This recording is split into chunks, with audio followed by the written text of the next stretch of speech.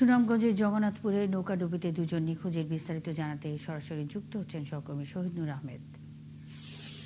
শহীদ নূর, নিখোঁজদের উদ্ধারে অভিযান চলছে কিনা, স্থানীয়রা এই দুর্ঘটনার কারণ নিয়ে কি বলছে? মন্নি, ধন্যবাদ আপনাকে।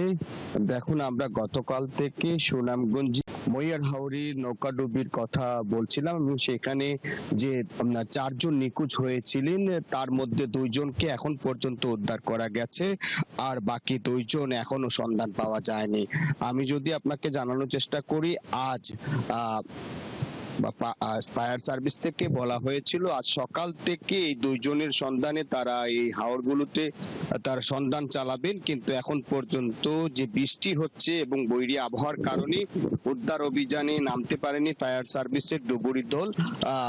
তবে আমাদেরকে যেমনটা ফায়ার সার্ভিস থেকে জানানো হয়েছে, তারা একটু স্বাভাবিক হাওরের অবস্থা চলে আসলেই তারা উদ্ধার অভিযানে নামবেন। আমি যদি জানানোর চেষ্টা করি, গতকালকে ভোর রাতে তারা বাড়ি ফিরছিলেন একটি ধর্মীয় অনুষ্ঠান থেকে, এবং এখানে যে 2 জনের মরদেহ পাওয়া গিয়েছিল, যে 4 জন নিখোঁজ ছিলেন তার মধ্যে হেমেন্দ্র এবং অধীর দেবনাথের সন্ধান পাওয়া যায়নি। পরিবারে আসলে গত 24 ঘন্টায় তাদের স্বজনদেরকে খুঁজে না পাওয়ার কারণে তারা কিন্তু একটি বলা যায় যে শোকাবহ পরিস্থিতিতে বিরাজ করছে পরিবারগুলোতে, এবং তারা স্বজনের অপেক্ষার জন্য তারা আসলে আহাজারি করছেন।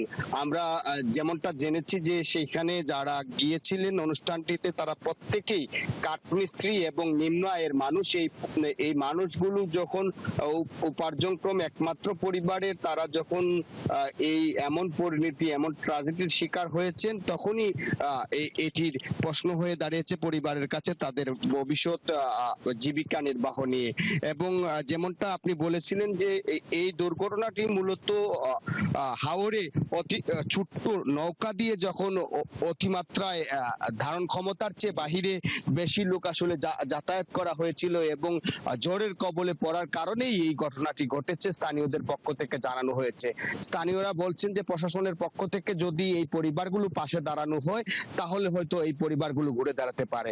তবে এখনো পর্যন্ত যেহেতু 2 জনের অবস্থা জানা যায়নি, তাদের সন্ধান পাওয়া যায়নি, এখনো পর্যন্ত অনিশ্চয়তার মধ্যে রয়েছেন পরিবারগুলো। প্রশাসনের পক্ষ থেকে বলা হয়েছে যতক্ষণ পর্যন্ত এই মরদেহ বা তাদের উদ্ধার করা যাবে না, যারা অবস্থা নিশ্চিত করা যাবে না এই নিখোঁজদের, ততক্ষণ পর্যন্ত উদ্ধার অভিযান চলবে। প্রশাসনের পক্ষ থেকে বলা হয়েছে পরিবারগুলো সরকারের যত সহযোগিতা আছে তারা প্রদান করবেন এবং তাদের পাশে থাকবেন।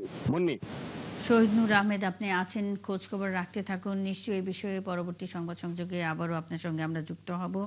দর্শক, সুনামগঞ্জের জগন্নাথপুরে নৌকাডুবিতে 2 জন নিখোঁজের বিস্তারিত জানাতে শহীদ নূর আহমেদ আমাদের সঙ্গে এতক্ষণ যুক্ত ছিলেন।